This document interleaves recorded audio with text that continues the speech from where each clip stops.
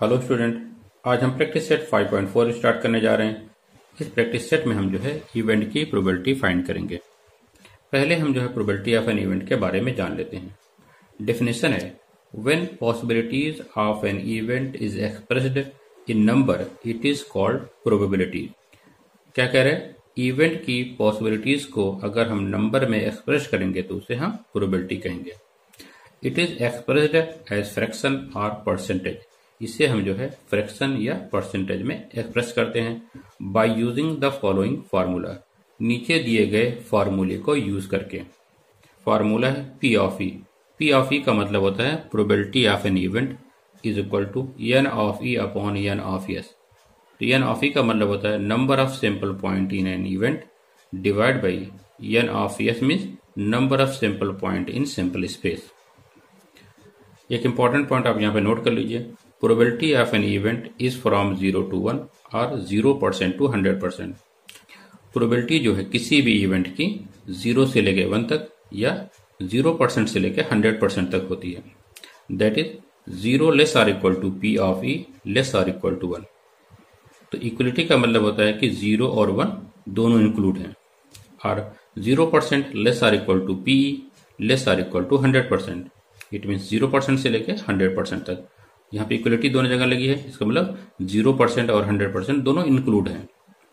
Probability जो है किसी भी इवेंट की नेगेटिव नहीं होती और ना ही प्रोबेबिलिटी किसी इवेंट की मोर देन 1 होती है। अब हम जो है प्रैक्टिस सेट 5.4 स्टार्ट करने जा रहे हैं। अब हम प्रैक्टिस सेट 5.4 करने जा रहे हैं। इसका पहला क्वेश्चन है इफ 2 कॉइन्स और tossed find the probability of the following event. इस क्वेश्चन में कह रहा है कि अगर 2 कॉइन को टॉस किया जाए तो नीचे दी गई इवेंट की प्रोबेबिलिटी फाइंड कीजिए। पहली इवेंट दी गई है getting at least 1 head. It means event में कम से कम 1 हेड आना चाहिए। और दूसरी इवेंट हमें दी गई है गेटिंग नो हेड, एक भी हेड नहीं आना चाहिए। तो सोल्यूशन में हम लिखेंगे let S be the sample space.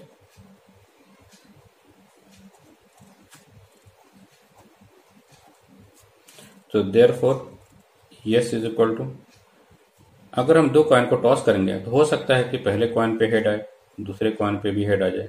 हो सकता है पहले कॉइन पे हेड आए, दूसरे कॉइन पे टेल आए। हो सकता है पहले कॉइन पे टेल आए, दूसरे कॉइन पे हेड आए। हो सकता है दोनों पे टेल आए। तो यही हमारे ऑल पॉसिबल आउटकम है। इस सैंपल स्पेस में कितने एलिमेंट हैं? 1 2 3 4।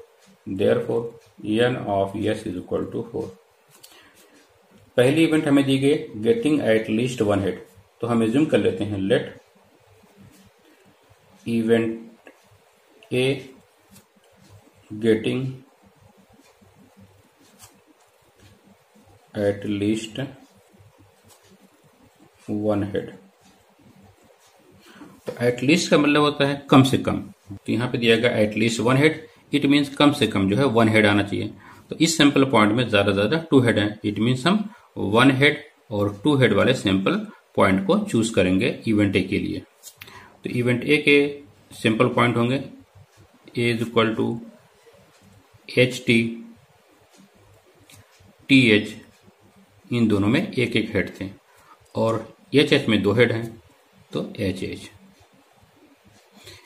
इस इवेंट में कितने एलिमेंट हैं? 1 2 3। Therefore N of A is equal to 3। अब हमें इवेंट ए की प्रोबेबिलिटी फाइंड करनी है। तो प्रोबेबिलिटी का फार्मूला होता है P of A is equal to N of A upon N of S. तो एन ऑफ ए की वैल्यू कितनी है? 3 और एन ऑफ एस की वैल्यू कितनी है? 4। तो 3 upon 4। Therefore probability of an event A is equal to 3 upon 4। दूसरी इवेंट हमें दी गई गेटिंग नो हेड। तो हम एज्यूम करते हैं let event B getting no head. क्या कह रहे हैं कि इवेंट बी में एक भी हेड नहीं आना चाहिए। तो देखिए सैंपल स्पेस में इस सैंपल पॉइंट में एक भी हेड नहीं है, तो इवेंट बी का एलिमेंट होगा टी टी। तो लिखेंगे event B is equal to T T. तो इस इवेंट में कितने एलिमेंट हैं? सिर्फ एक एलिमेंट है। Therefore n of b is equal to 1। Therefore probability of b is equal to क्या होगा? n of b upon n of s। Probability of b is equal to n of b की value कितनी है? 1 और n of s की value कितनी है? 4। तो probability of b is equal to 1 upon 4। Question number 2, if two dice are rolled simultaneously find the probability of the following events। इस question में कह रहा है कि अगर दो डाइस को एक साथ रोल किया जाए तो नीचे दी गई इवेंट की प्रोबेबिलिटी फाइंड कीजिए। पहली इवेंट है the sum of digit on the upper faces is at least 10। इस इवेंट में कह रहा है कि डाइस के अपर फेसेस पे जो है डिजिट का सम जो है कम से कम 10 होना चाहिए। दूसरी इवेंट है the sum of digit on the upper faces is 33। इस इवेंट में कह रहा है कि डाइस के अपर फेसेस पे डिजिट का सम जो है 33 होना चाहिए। तीसरी इवेंट दी गई है the digit on the first die is greater than digit on the second die. इस इवेंट में कह रहा है कि फर्स्ट डाई की डिजिट जो है सेकंड डाई की डिजिट से ग्रेटर होना चाहिए। हम एज्यूम कर लेते हैं let S be the sample space. अब हम जो है सैंपल स्पेस S के जो है एलिमेंट लिखने जा रहे हैं। तो इस तरह हम जो है सैंपल स्पेस S के सैंपल पॉइंट लिखेंगे। इस सैंपल स्पेस में कितने एलिमेंट हैं? देखिए फर्स्ट रो में कितने एलिमेंट हैं? 1 2 3 4 5 6। और कितनी रोज है? 1 2 3 4 5 6। तो therefore total sample point in sample space कितने हो जाएंगे? 6 इंटू 6 दैट इज 36। पहली इवेंट हमें दी गई है the sum of digits on the upper faces is at least 10। At least का मतलब होता है कम से कम। इट मीन्स हम जो है सैंपल स्पेस से जो है उन सैंपल पॉइंट को लेंगे जिनमें जो है अपर फेसेस पे जो है डिजिट का सम जो है कम से कम 10। और हम देख रहे हैं सैंपल स्पेस में जो है डिजिट का सम ज्यादा करना होता है 12। 6 + 6 12। इसलिए हम जो है उन सैंपल पॉइंट को लेंगे जिनमें जो है अपर फेसेस पे डिजिट का सम जो है 10 आए, या तो 11 आए, या तो 12 आए। देखिए ये जितने भी सैंपल पॉइंट हैं इनकी डिजिट का सम कितना मिलेगा? आपको 10 मिलेगा। और इन दो सैंपल पॉइंट की डिजिट का सम 11 मिलेगा। इसी तरह से इस सैंपल पॉइंट की डिजिट का सम क्या मिलेगा? आपको 12 मिलेगा। अब हम जो है इवेंट ए को एज्यूम करने जा रहे हैं। Let event A the sum of digits on the upper faces is at least 10। तो इवेंट ए के एलिमेंट होंगे, देखिए 4 6 5 5 और 6 4। ये 3 सिंपल पॉइंट हो गए जिनकी डिजिट का सम 10 था। अब डिजिट का सम 11 के लिए हमारे पास सिंपल पॉइंट कौन से हैं? 5 6 और 6 5। 5,6 और 6,5। और डिजिट का सम 12 के लिए सिंपल पॉइंट कौन सा है आपका? 6,6। तो 6,6। इवेंट में कितने एलिमेंट हैं? 1 2 3 4 5 6। Therefore n of a is equal to 6। Therefore, probability of event A is equal to n of A upon n of S। तो n of A की वैल्यू कितनी है? 6 और n of S की value कितनी है? 36। तो 6 1 the 6 6 the. Therefore, probability of an event A is equal to 1 upon 6। ये जो है हमारी पहली इवेंट थी। क्वेश्चन में दूसरी इवेंट हमें क्या दी गई है? The sum of digit on the upper faces is 33। अब मैं जो है इवेंट बी एज्यूम करने जा रहा हूं। Let event B the sum of digits on the upper faces is 33। हम जानते हैं कि जब हम 2 डाइस को रोल करते हैं तो अपर फेसेस पे जो है डिजिट का जो है मैक्सिमम सम कितना हो सकता है? 12 हो सकता है। देखिए यहाँ पे 6,6 इस सिंपल पॉइंट में डिजिट का सम ज्यादा 12 होता है।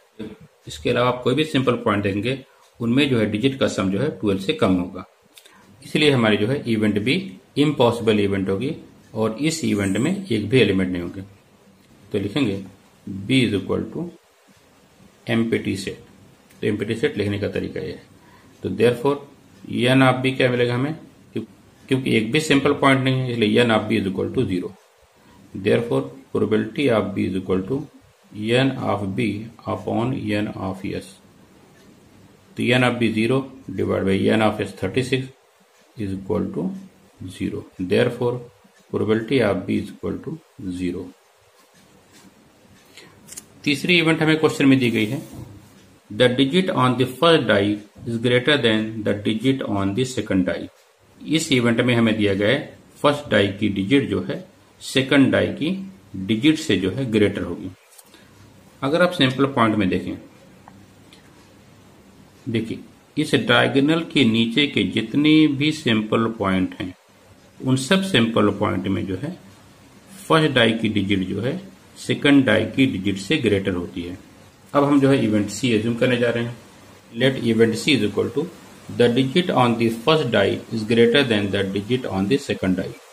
तो इवेंट सी के एलिमेंट होंगे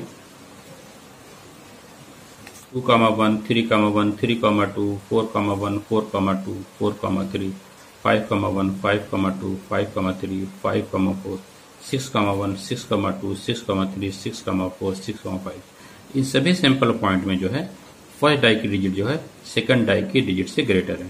तो इवेंट सी के सैंपल पॉइंट होंगे, इस इवेंट में कितने एलिमेंट हैं, 1, 2, 3, 4, 5, 6, 7, 8, 9, 10, 11, 12, 13, 14, 15।